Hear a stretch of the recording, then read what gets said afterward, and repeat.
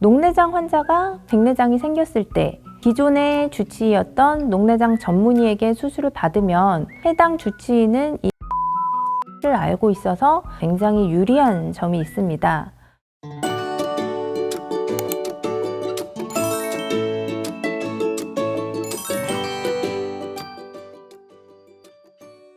안녕하세요. 김학과병원 녹내장센터 전문의 정종진입니다. 저는 녹내장 전문이지만 백내장 수술도 아주 많이 하고 있는데요. 가끔 백내장 수술을 위해 백내장 전문의를 찾아가셨다가 녹내장 전문의인 저를 소개받으시고 오시는 경우가 있어서 나는 백내장 수술을 해야 하는데 왜 녹내장 전문의를 소개받았지? 하고 좀 의아해 하시는 분들이 계십니다. 저희 김학과병원에는 실제로 DHL이라고 하는 닥터스 핫라인이 있습니다. 이 DHL은 개원하시고 계신 의사 선생님들께서 저희 김학과병원에 환자를 의뢰해 주시는 그런 시스템인데요. 이 DHL을 통해서 백내장 수술을 하시는 원장님들께서 녹내장 환자의 백내장 수술이 필요할 때 저희 병원의 녹내장 전문의들한테 의뢰를 해주시는 경우가 있습니다.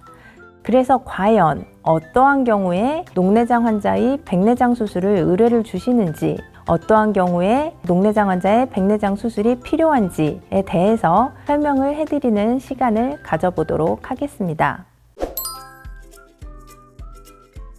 녹내장이 있는데 과연 백내장 수술을 받을 수 있을지에 대해서 앞선 영상에서 제가 설명을 해드린 바 있었는데요. 녹내장은 환자 개인의 시신경이 견딜 수 있는 안압보다 높은 안압으로 인해서 시야가 좁아지는 질환이고, 백내장은 수정체가 혼탁해져서 빛을 제대로 통과시키지 못하게 되면서 시야가 뿌옇게 보이는 그러한 질환이 되겠습니다. 이렇게 보면 두 질환은 원인과 발생 위치 모두 엄연히 다른 질환이지만 또 서로 영향을 어느 정도는 미칠 수 있는 그런 질환인데요. 왜냐하면 녹내장 환자는 백내장의 발생 위험이 높을 수도 있기 때문인데요. 우리가 녹내장 환자에서 수술을 진행하게 되면 백내장이 유발될 수도 있고요. 기존에 백내장이 있던 경우에 녹내장 수술을 진행을 하게 되면 백내장의 진행 속도가 빨라질 수도 있습니다. 녹내장이나 백내장 모두 대표적인 노인성 안질환이다 보니까 나이가 들면서 발병률이 증가를 하기도 하는데요. 그러다 보니 한 사람에서 녹내장, 백내장 두 질환을 모두 겪을 확률이 적지가 않습니다.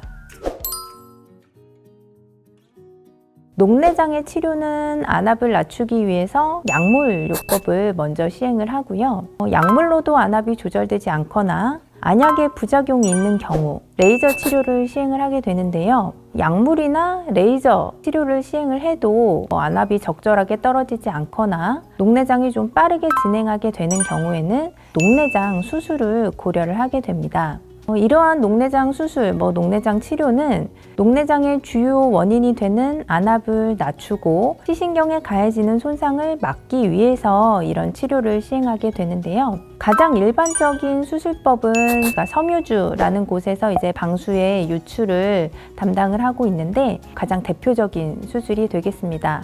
섬유주 절제술 이후에도 안압이 잘 조절되지 않거나 혹은 섬유주 절제술이 좀 적합하지 않으신 분들도 계시거든요.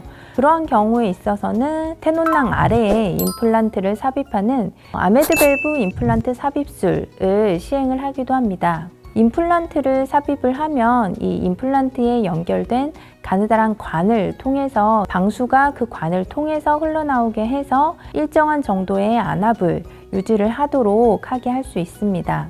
이와 반대로 백내장의 경우에는 백내장은 수정체가 혼탁해지는 질환이라고 말씀을 드렸는데요. 초음파를 이용을 해서 혼탁해진 수정체를 유화를 시켜서 흡인을 해서 제거를 하고 그 자리에 깨끗한 인공수정체를 삽입하는 수술이 백내장 수술이 되겠습니다.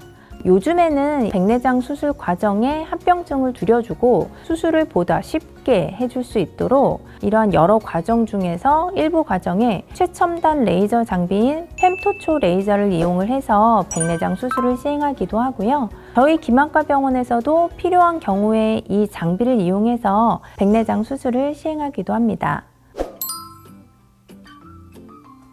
어떠한 수술이든지 간에 집도의가 환자의 병력을 잘 알고 있는 경우에 수술의 결과가 좋은 건 당연한 건데요. 녹내장 환자가 백내장이 생겼을 때 기존의 주치의였던 녹내장 전문의에게 수술을 받으면 해당 주치의는 이 환자의 히스토리를 알고 있어서 굉장히 유리한 점이 있습니다. 일반적으로 백내장 수술을 하게 되면 수술 후에 일시적으로 환자 눈의 안압에 변화가 생기게 되는데요. 특히 녹내장 환자라면 백내장 수술 전후에 안압이 변화하는 것을 긴밀하게 관찰을 할 필요가 있습니다.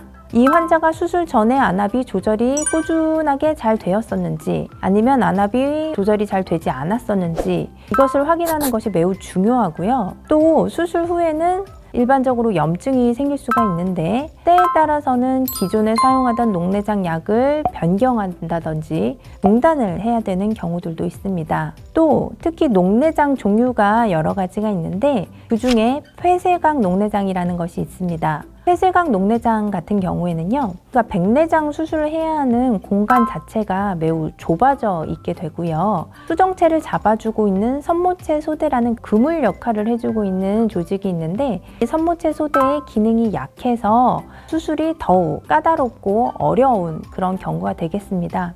따라서 이런 폐쇄각 녹내장을 가지고 계신 환자분들이 백내장 수술 의뢰가 저희한테 좀 많이 들어오는 편이고요. 시야결손이 매우 진행된 말기 녹내장 환자분들이 계신데 이러한 환자분들 경우에는 수술하는 도중이나 또 수술 후에 발생하는 안압의 급격한 상승으로 인해서 시야결손이 더욱더 진행이 될 수도 있다는 그런 부담감이 있습니다.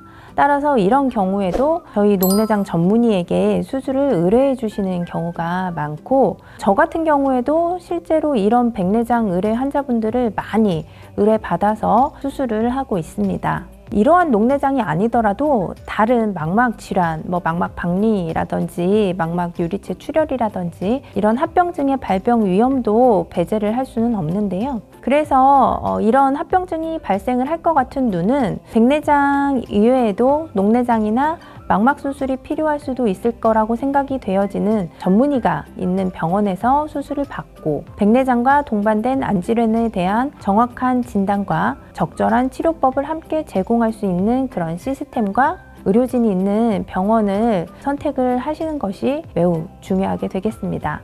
오늘은 녹내장 전문의에게 왜 백내장 수술을 의뢰를 하는지, 과연 녹내장 전문의에게 백내장 수술을 맡겨도 되는지에 대해서 제가 말씀을 드려봤는데요. 백내장 수술을 앞두고 계시거나 평소 다니시는 병원에서 궁금하신 점이 있으셨다면 이번 영상을 통해 도움이 되셨으면 좋겠습니다. 다음 영상에서도 녹내장 관련 여러 궁금증을 해결하는 내용으로 찾아뵙도록 하겠습니다. 여러분의 눈 건강 해피아이 기만과 병원이 함께합니다.